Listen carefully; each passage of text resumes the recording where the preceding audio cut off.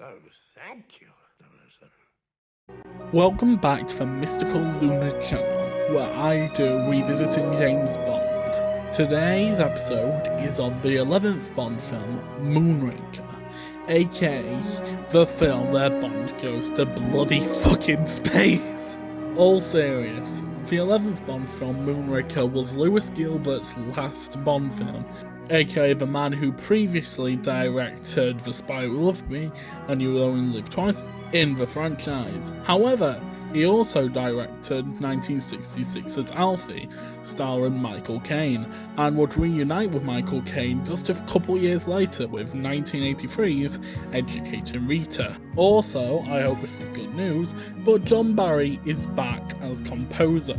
Anyway, with all that little bit about the crew, let's now get on to the cast of this Bond film. As usual, our Bond is Roger Moore. However, this time, for a behind-the-scenes fact, this is the first of his Bond films where he was on a film-to-film contract. No longer was Moore on his free film contract, so the future of Bond was uncertain, but Moore could have not returned. Alongside him in this image is our main Bond girl, Holly Godhead, played by Lois Chill.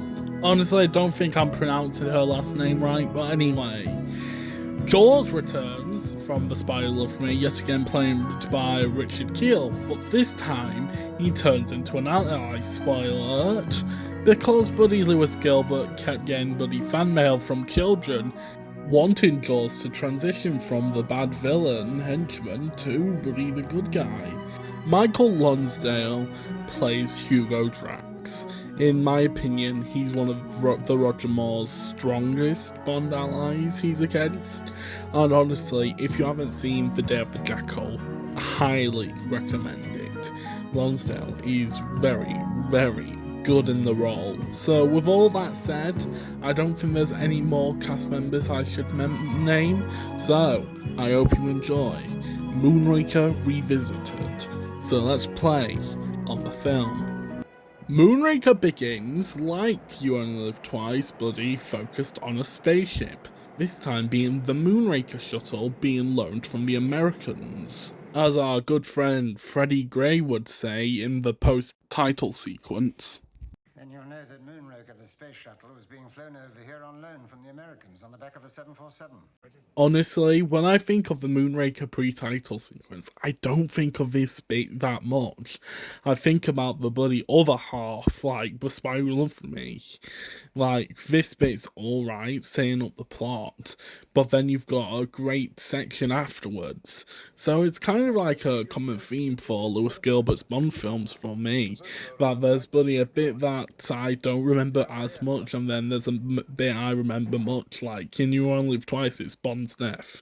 The Spy Who Loved Me, it's the ski chase, and Moonraker, it's of course bloody Bond's on his bloody last leg when he's pushed out of the bloody plane by Jaws, who appears out of bloody nowhere.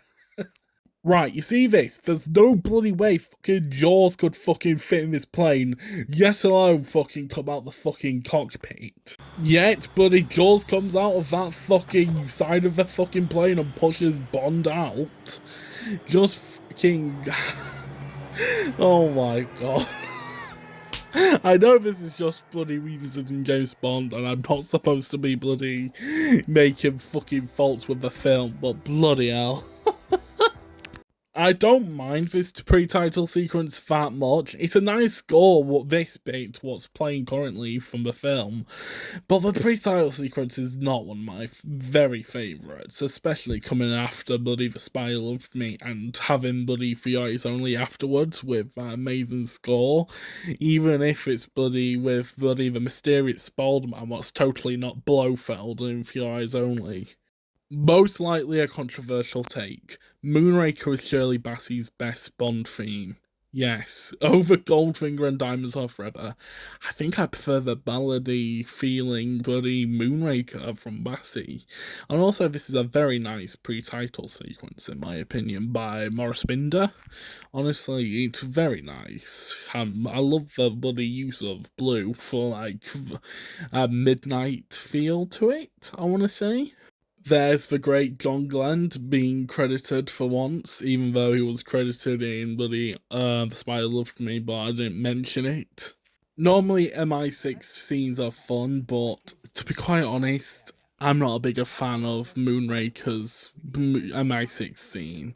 Sure, it's Bernard Lee's last before his unfortunate passing in early 1981 before For Your Eyes Only was filmed.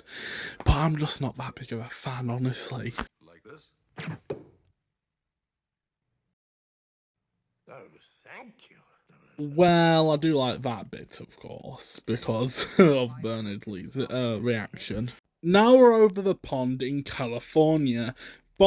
This is Bond's fourth time in the cinematic universe, following Goldfinger, Diamonds Are Forever, and Live and Let Die. However, it's alright. It's not used the greatest, I'm afraid, in my opinion, but you get some real nice aerial shots of the French palace they use, for California. And honestly, I like this little bit, seeing the astronaut trainees also, who eventually turn out to be the children of Drax, is it?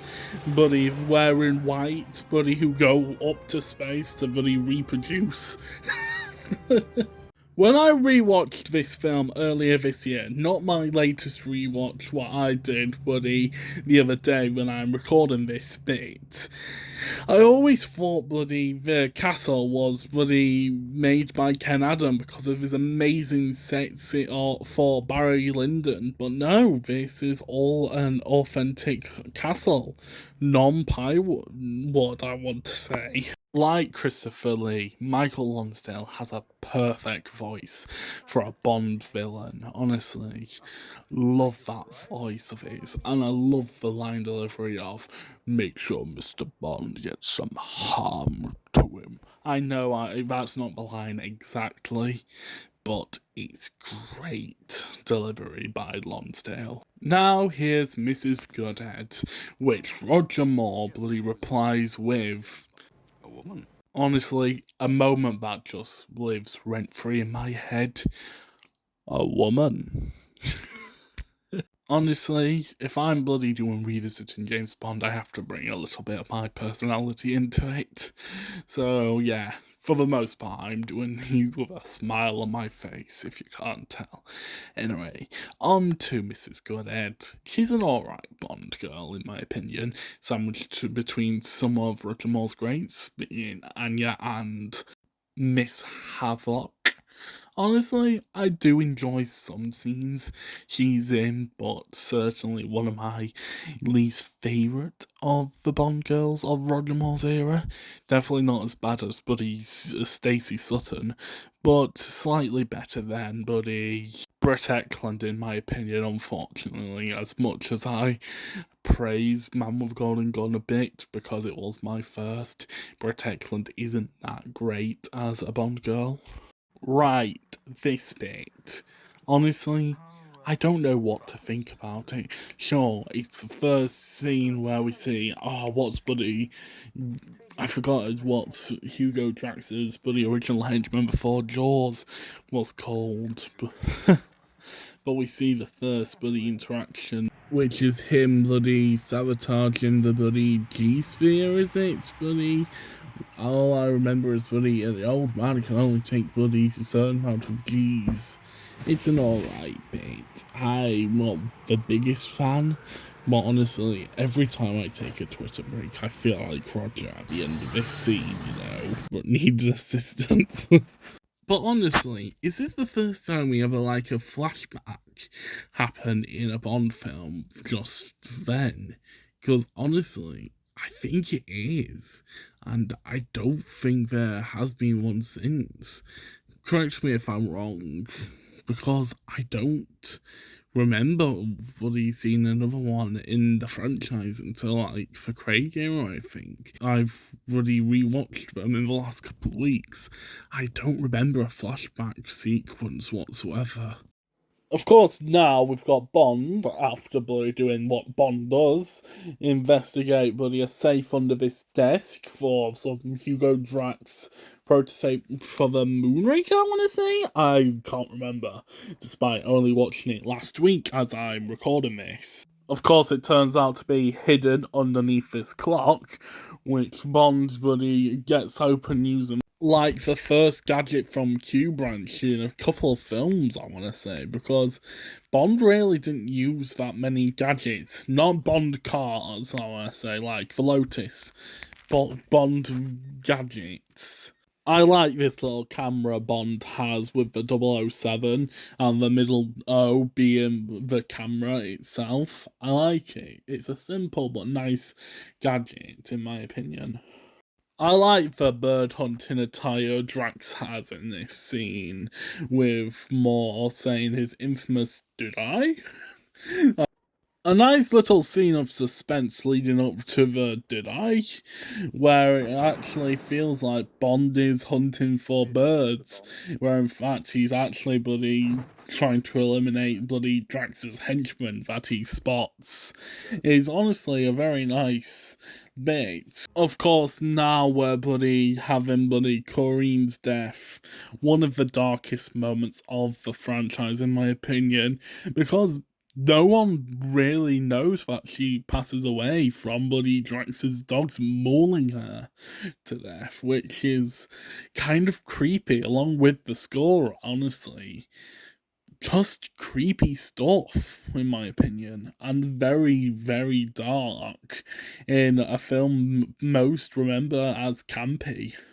And that it ends with the church bells, which bloody lead to Venice. Honestly, still creepy stuff. I wasn't going to touch on this scene, but as the camera slowly zooms onto her, I think that it's implying that she's one of Drax's girls, you know, who end up going to bloody space to reproduce. I think so. I'm not 100% sure. If so, I've only just noticed this while bloody editing this. Now we approach one of everyone's favourite chase sequences that features a fan favourite character, the double take pigeon. Hooray! And the tipsy tourist. Also hooray! Honestly, I enjoy this, especially seeing this man who bloody comes out the grave to bloody kill the gondolier driver. I think they're gondoliers. I could be wrong. I forgot their name, but honestly, then you've got Roger Moore, buddy, just speeding off. Honestly, I can't take this. But I just love this film. Just love it. There's our man, Topsy Tourist, who was an assistant camera operator, I want to say. And there's our boy himself, the infamous double take pigeon. You know, I said I think The Spy Who Loved Me was the most fun I had with a recording.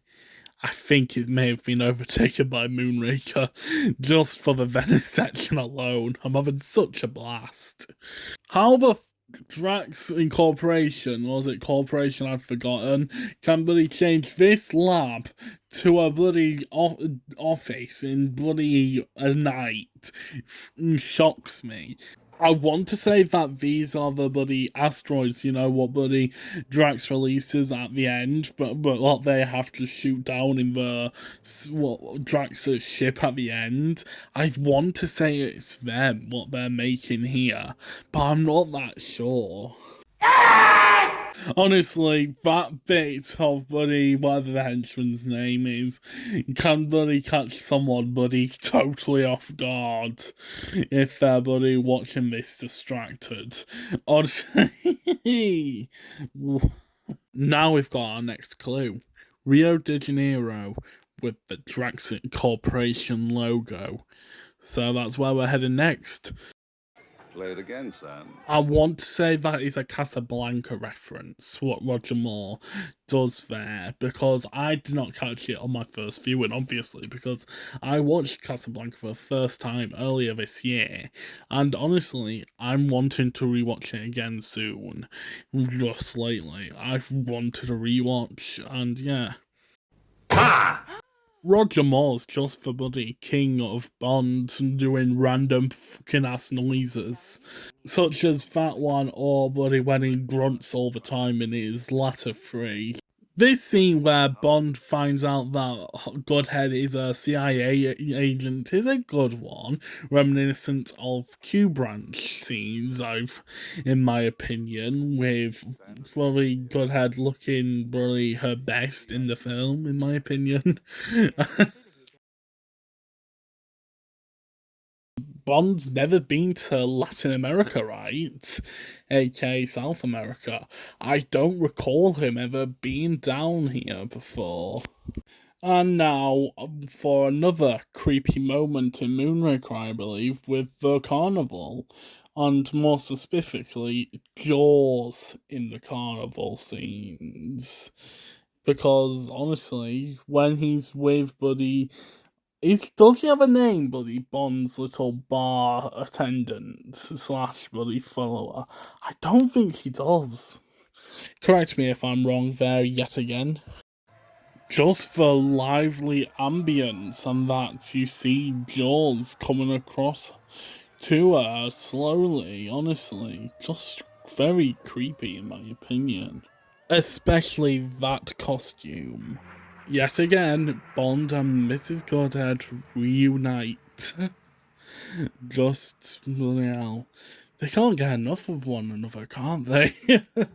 So, the cable car fight, yeah, it's good. Not bloody the greatest thing in a Bond film, but I enjoy it. But it's mainly for what comes afterwards that mainly gets remembered. I love this little bit of score what plays, bloody excellent. And here it is, everyone's favourite Moonraker moment, when Jaws meets Dolly. Honestly, I don't mind it that much, honestly. Because, honestly, it's not the worst thing what's happened in this Bond film whatsoever. Just somewhat fun. And I am not bloody touching on bloody if Dolly bloody wore braces or not. That is for fucking someone else to bloody do, not me. Are these people from the Rio hospital? Because it's never really explained, isn't it, bloody, who these people are? Like, are they bloody part of Hugo Drax's squad? Or are they bloody just hospital workers? Honestly, I don't know. But if I have to assume, I'm assuming it's bloody part of Drax's team, as bloody Godhead doesn't escape with Bond, and bloody next time Godhead's seen is at Drax's bloody meeting table at bloody the rocket launch place. So I think it's Drax. I could be totally wrong here yet again. Honestly, I love Q, especially Desmond Llewellyn's Q. Always a highlight. He's on screen, just brilliant, especially in the Roger Moore era. He bounces off bloody Moore's bloody Bond amazingly. I very much enjoyed this safari-like look for Moore's Bond, which is a bit like bloody when he escapes bloody Kamal's palace in Octopussy a little, outfit-wise, of course, and that we're in the Amazon rainforest, of course. Of course, with There's a Chase, there has to be the 007 theme returning for the first time since Diamonds Are Forever, right? Yeah, I think so, because I don't remember it that much at all in bloody Golden Gun. And of course, bloody Live and Let Die was scored by George Martin, and The Spy Who Loved Me was Marvin Hamlick. But this is the last time that we hear the 007 theme in a Bond film, sadly. And honestly, Bond 26, let's bring it back. Bloody David Arnold on the 007 theme. Let's bring them back. This is the second time Roger Moore's Bond has bloody been in a paraglide. However, it's not as bloody badass looking as Live and Let Die with a cigar, but still pretty badass looking. As Bond buddy enters Drax's compound, we hear a sample of Buddy Barry's Flight into Space score, one of Barry's very best tracks in the franchise, for me personally. Just beautiful, if I must say. Bond is now reunited with Mrs. Goodhead after Drax's speech, which I won't be playing because it'll probably be copyright blocked. Honestly, that's the main reason why I'm having to cut some scenes that I would love to talk about, but I can't. As we approach the final half an hour mark of the film, we are now in space. With John Barry's excellent Flight into Space track, we are now into bloody space. And honestly, I love the score for Moonraker, I must say, especially Flight into Space. But honestly, I enjoy the Moonraker space scenes. Yeah, they're not as good as like the first bloody hour, especially Venice, but they're still pretty entertaining by themselves. This is just pioneering stuff for 1978/9 stuff, honestly, because honestly, you believe that Bond's in fucking space. I mean it. Genuinely amazing technology. And that Ken Adam is a maestro at bloody creating sets, because this space station set, absolutely incredible stuff by Ken Adam. One of the best set decorators to bloody exist, especially for his work on the Bond films and Doctor Strangelove. Yet another magnificent Ken Adams set for Washington, and the source of one of the very best bloody endings of the franchise, up there with The Spy Who Loved Me. Genuinely, John Glenn and Lewis Gilbert always knew how to make a great Bond ending. Well, actually, apart from the ending of You Only Live Twice, I would say that applies to, but still, pretty good endings for the Gilbert-Glenn era, in my opinion. It's not reasoned why Jaws bloody decides to team up with Bond, right? Apart from that, what I said earlier about Lewis Gilbert having male-by children wanting Jaws to be a good guy. So, yeah, I don't get this bit a little. Of course, I may have to rewatch it, like, for another time to understand it, maybe. Honestly, now it's Star Wars in bloody Bond, of course. This film got an Oscar nomination for, was it visual effects, I want to say, but lost to Alien, which Alien clearly deserved to win, because them effects are bloody brilliant, in my opinion. Excellent death face by Michael Lonsdale after being injected by the dart from Roger Moore's wrist. Yet another excellent piece of music by John Barry for reuniting Dolly and Jaws. Well, here's to us. Yep, that's Jaws, aka Richard Keel's only line in the film, and it's a very nice one in my opinion, and I love using that gif sometimes. Of course, I've not used it in quite a while recently, but I'll use it again soon, hopefully. Oh dear, Jaws and Dolly have bloody incinerated alive. Oh well, no good ending for them, I suppose. Such a shame as well. Sure, Her Majesty will be fascinated. Absolutely brilliant. The Queen's gonna bloody watch bloody Bond do Bond like normal. Oh, I love this ending. Like bloody The Spy Who Loved Me. Both perfection, in my opinion. Good humour and bloody a big laugh from me when I'm watching myself. Not in this commentary. To end the commentary off, I really enjoyed the disco version of Moonraker.